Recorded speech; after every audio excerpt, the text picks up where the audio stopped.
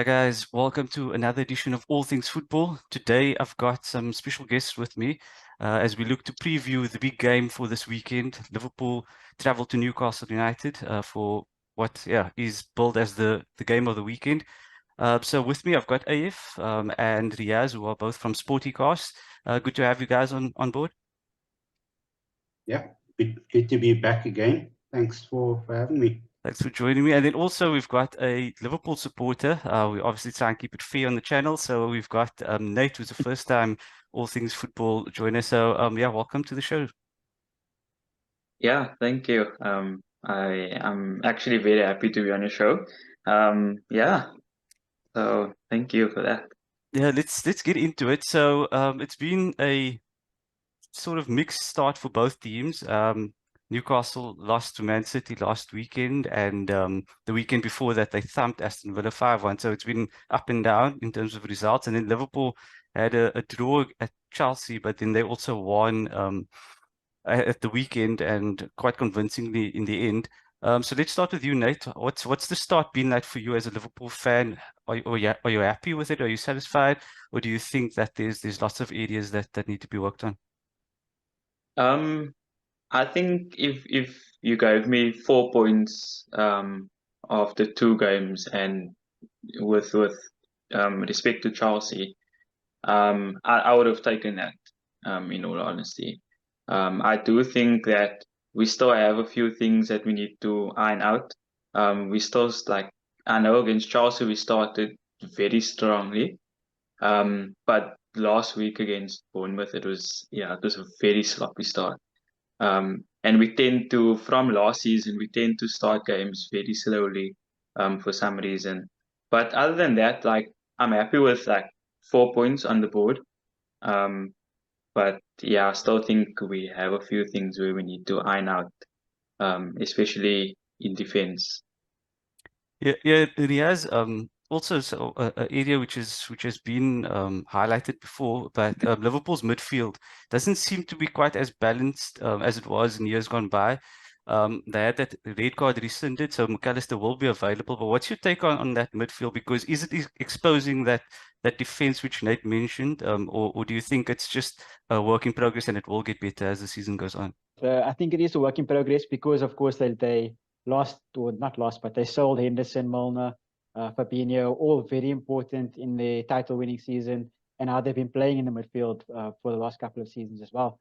So I think it has to improve. They need to, I think, bring in someone there in the midfield. And as you said, I think it's exposing the defense quite a bit. They're trying to bring Trent Alexander-Arnold into the middle. And then it looks like they kind of using that as a crutch to kind of expose or improve the midfield and not need another CDM, which is not working out for them because both goals so far that they've conceded have come from that side, or from the right side, or from Trent specifically. So yeah, it's going to be interesting to see how they improve the midfield though. I think they need a CDM to put in there.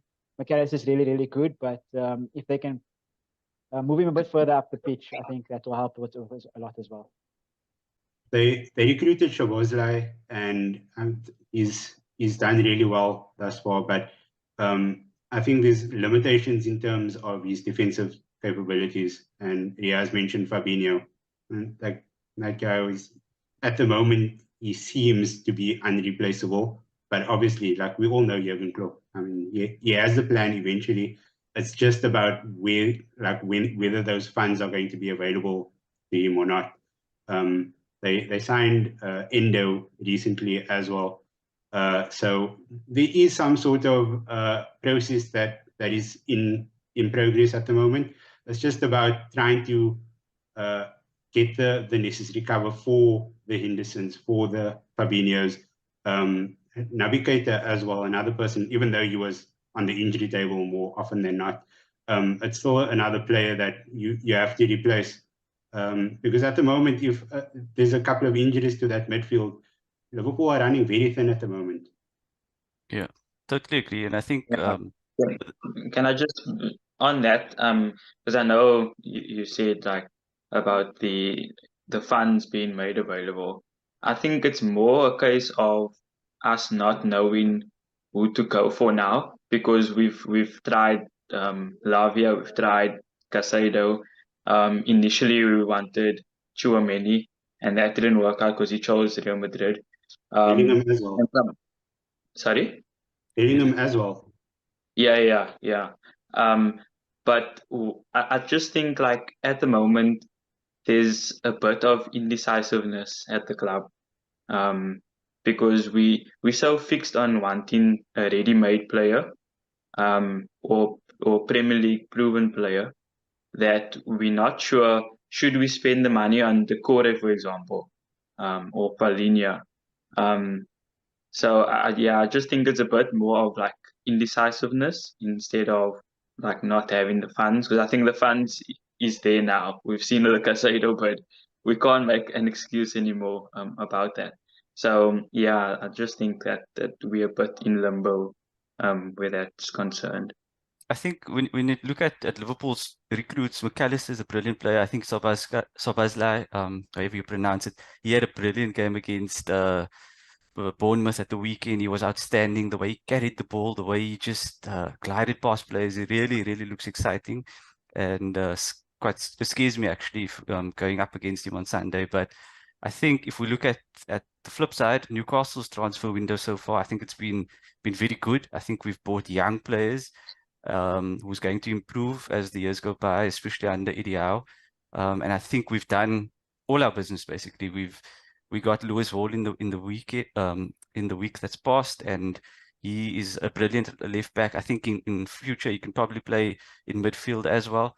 And so we've dealt really well in our transfer business, and I think it's not many teams that you see that two weeks before the deadline, they're done with their business and they're like, that's it, we're happy with our business. So I think it's been very good from us, and I think it's a sign of the confidence that the board has with Eddie Howe, that they are willing to, get the players he wants, get them early so that they can integrate into the squad and actually, have a big season ahead. So I think our business has been good. I don't know in terms of neutrals like yourself, Riyaz, maybe if you want to come in here, what do you think of the transfer business that we've had? Because I mean, Harvey Barnes scored on his debut, Tonali scored in his debut, and it seems that they're all just fitting in well so far. Yeah, but I think that's the positive with Eddie Howe, right? He's an amazing coach, and he's able to integrate different players into his system very well, very easily.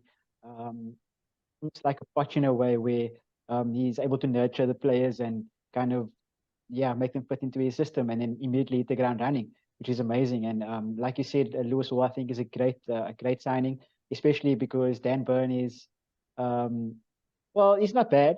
But if you're going to play in the Champions League, you just need an extra left back. You need someone else to come in to deputize. So that's going to be super important. And yeah, Harvey Barnes as well. I think St. Maximum left, if I'm not mistaken. So Yes, to fill that, to fill those boots was important. So you sorted that out as well. So I think overall Newcastle has had a really good transfer window so far. Yeah, and don't forget about Tino Livramento as well. Yeah. I mean, like Kieran Trippier, he's getting older, so I mean, you already got him like in like that peak area of his career, so it's basically downhill from now. So getting somebody young in for that right back spot, I think Livramento can actually play either side of the flank, and yeah, that's a good sort of process that Eddie Howe has a plan forward, and I'm always going to go back to getting Joe Linton in as a forward player, and he's just like become this amazing box-to-box guy, and that really must be such a huge plus for any Newcastle fan to see his progression. My favorite player in the league. Yeah, his evolution has been crazy, and like I enjoy watching him play so much. He passes midfield, he carries the ball well, and he has that aggression as well to his game. So yeah, I'm really excited for this midfield battle on Sunday. Yeah, I think when you mentioned it now, I was going to lead into the key battles, but I think you mentioned key battle will be midfield, because Liverpool, they over the years they've everything has gone through their midfield, and that's where their success was. Wijnaldum, Henderson, Keita, Fabinho, they could interchange players, but they would still be so strong and win matches from that engine room. And so I'm looking forward to the key battle being in the central midfield. McAllister and Szoboszlai will play, but I think it's just whether they go with Endo or whether they stick with a Jota, Gakpo type of player who will play in front and just roam around. So it's going to be interesting. I want to get your thoughts on this also, Nate. What do you see Liverpool's setup being like away at Newcastle? Because obviously you don't want to go too attacking because you could be exposed, but you also don't want to sit back too deep because then that's inviting pressure. So what do you see as the key battle? I definitely think that Endo will come in. I thought he gave a good account of himself for the last, like, I think it was half an hour that he came on against Bournemouth. He still looked like someone who's still trying to find his feet at the club, but that's understandable. He was at the club for like a day or two.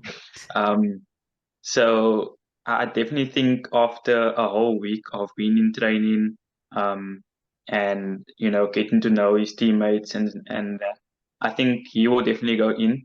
I do think Jota will drop out, and for me, I think Núñez should start this game. I just think Núñez is better suited to this type of game instead of Diaz.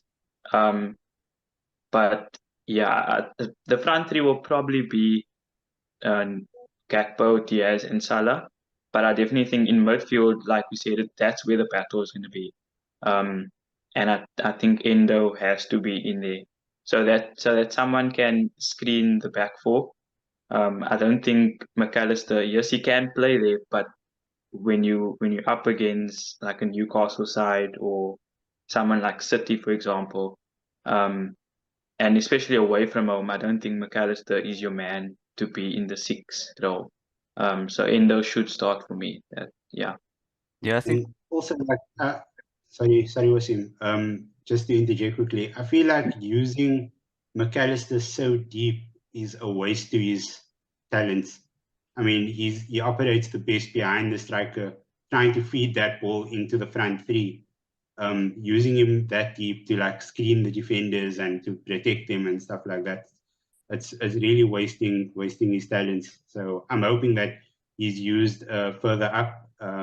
But yeah, like I've said before, like you never know what way or the way Klopp's brain operates. He will come up with the weirdest thing that would just work on the day. But yeah, just to flip it over to the Newcastle side again, if those new Liverpool players, Endo, who else, Szoboszlai, all of them coming in, playing in front of those Geordies in that stadium, that's going to be a huge dose of reality for all of them.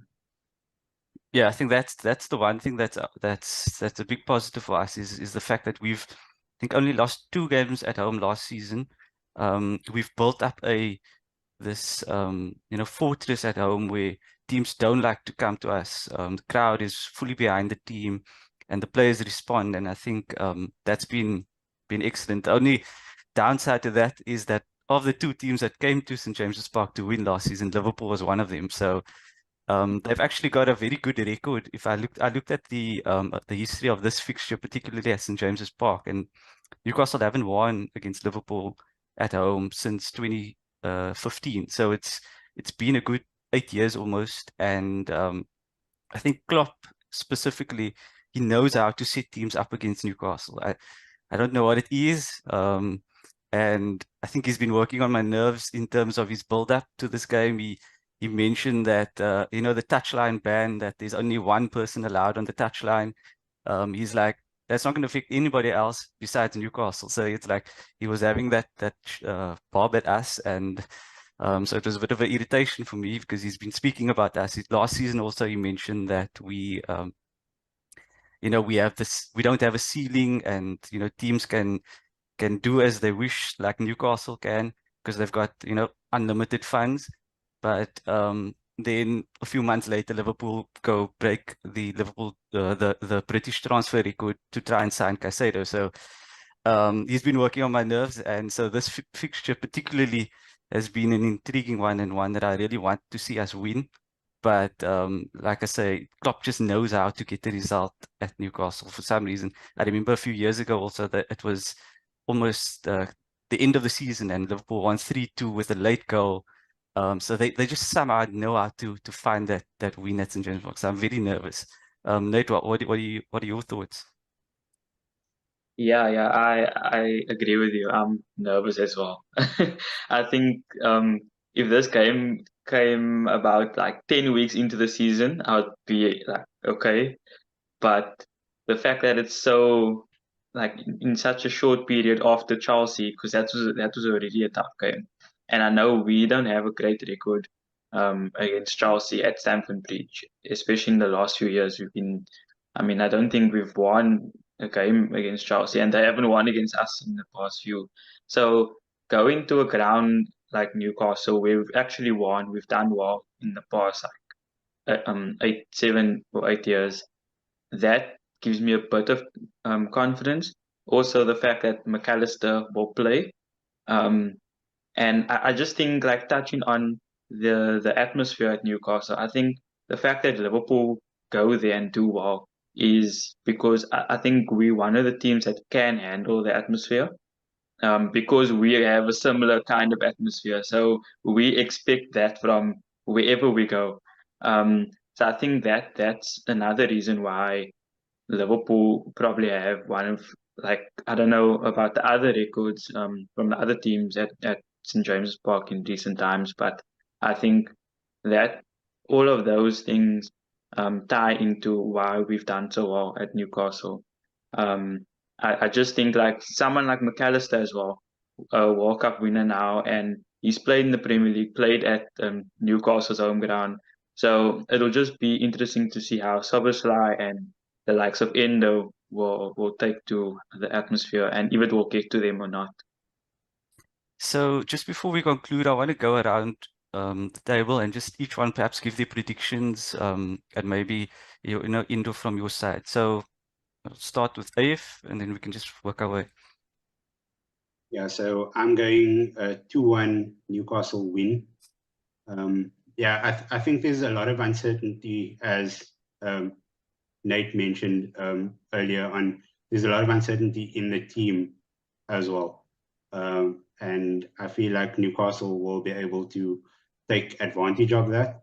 And Eddie Howe, he's proven in quite a few games last season how he can implement the counter press. And I feel like that's going to be his go-to for Sunday, and he will probably just put Klopp to it. The St James Park is going to be rocking. That's like a 12 man on its own. The history that you've spoken about now is also really important. I think on any other day, I'll be backing Liverpool, but I really want to say 3-2 Newcastle, but I'm going to go with a 2-2 draw. Okay, Nate. I do think like you said, St James Park will be rocking. What we just have to do is try and quiet the place. So yeah, but my prediction is a 2-1 win for Liverpool. I do think it's going to be tight. I saw the way they played against City, and Newcastle's very well drilled. So it's gonna be tough to get through the defense, but yeah, I think if we just keep our heads and don't let the crowd get to us or anything, then yeah, we can see it through. But like we said, the midfield battle is gonna be of utmost importance. So normally I'm very cautious, but I think that if I look at last season's result, Liverpool scored a late winner in the 98th minute after only 7 minutes had to be injury time and all of that.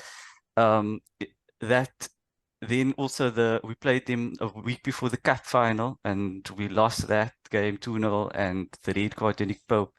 I think it's all that's all going to build up. I think the fact that we lost at Man City on the weekend I think all that's going to play on our minds, and I think we're just going to. I think we'll win the match. I think we will win 2-0 or 3-1. I just think that we're going to be up for it. Basically, I think that we also. Like I say, Klopp's had a few things to say about Newcastle, and I think the players and Eddie Howe specifically will try and be motivated to get one over them. So I think Liverpool, they were lucky against Bournemouth in that they weren't good in the first half, and then they did well in the second half to win the game. But they also against Chelsea weren't 100% the best. So I think that if they aren't going to be the best, and we have a good day, I think we'll beat them. So I'm going to go 3-1. But yeah, like I said, the record that we have is not great. So in the last 7 years, I don't know if that's going to continue or if that will end. But that's the beauty of football. We are going to tune in and see what's going to happen. Just want to thank you guys for joining. For those who specifically enjoyed the comments of AF and Riyaz, they're on Sportycast. I will send the link out so you can subscribe to their channel as well. And Nate has got his channel as well, so you can subscribe to Simply Nate. And yeah, I think I will share all the details of everyone's profiles so that we can see more of them. And should you wish to see more of them, you can follow them specifically. Thanks, guys, for joining us. Thanks for having us. Thanks, guys. Until next time, it's goodbye.